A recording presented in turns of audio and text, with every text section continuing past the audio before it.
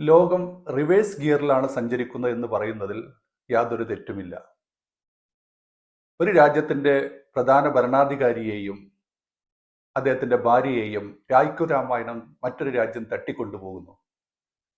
അവരുടെ എണ്ണ ശേഖരത്തിൻ്റെ ഉത്തരവാദിത്വവും അവകാശവും ആ രാജ്യം കൈയാളുന്നു.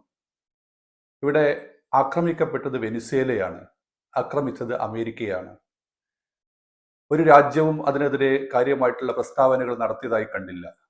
ലോക സമാധാനത്തിനെന്ന് പറയുന്ന UN, യുണൈറ്റഡ് നാഷൻസ് ഓർഗനൈസേഷൻ, ഐക്യരാഷ്ട്രസഭ ഇതിനെതിരെ ശബ്ദിച്ചില്ല. ഈ നീതികേടിനെതിരെ ആരും ശബ്ദിക്കുന്നില്ല. മറ്റൊരു കാര്യം പറയാം.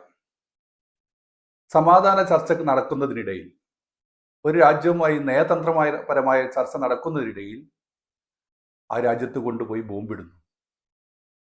കുട്ടികൾ ഉൾപ്പെടെ 3000-ലധികം ആളുകളെ ഇതുവരെയായിട്ട് കൊന്നൊടുക്കിയിട്ടുണ്ട്.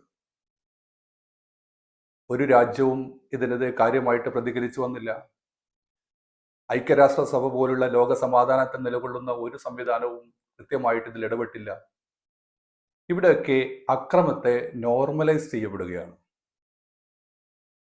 ലോകം അതിലെ റിവേഴ്സ് ഗിയറിലാണെന്ന് പറയേണ്ടി വരും. അതോടൊപ്പം പലപ്പോഴും പറയാറുണ്ട്, ഞാൻ ഇനി സമാധാനത്തിലേക്കാണ്, ഇനി അക്രമത്തിലേക്കല്ല, യുദ്ധം നിർത്താൻ പോവുകയാണ്. പിറ്റേ ദിവസം കൊണ്ടുപോയിട്ട് അമേരിക്ക പോലുള്ള രാജ്യം വീണ്ടും ആക്രമിക്കും. ഇതാണ് ഇന്ന് ലോകം കണ്ടുകൊണ്ടിരിക്കുന്നത്. പണ്ടൊരു രാജ്യം, പേര് ഇറാഖ് എന്നാണ്, ആ രാജ്യത്ത് ആണവായുധമുണ്ടെന്ന് പറഞ്ഞുകൊണ്ട് ആ രാജ്യത്തെ സംവിധാനങ്ങളെ മൊത്തം നശിപ്പിക്കുകയും ആ രാജ്യം തകർക്കുകയും ചെയ്തു. എന്നിട്ട് അതിൻ്റെ എണ്ണ ശേഖരം സ്വന്തമാക്കുകയും ചെയ്തു. അവിടുന്ന് ആണവായുധം ഒന്നും കിട്ടിയില്ല. പകരം അക്രമികൾക്ക് ആ രാജ്യത്തിൻ്റെ സ്വത്തവകാശം കിട്ടി.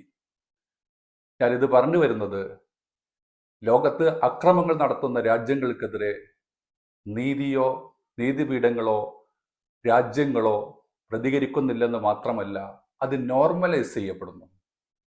ഇതുകൊണ്ട് തന്നെയാണ് നമ്മൾ സംശയിക്കേണ്ടിയിരിക്കുന്നു, ലോകം റിവേഴ്സ് ഓർഡറിലാണ് സഞ്ചരിച്ചുകൊണ്ടിരിക്കുന്നതെന്ന്. Thank you. മറ്റൊരു വീഡിയോയുമായി വീണ്ടും വരാം.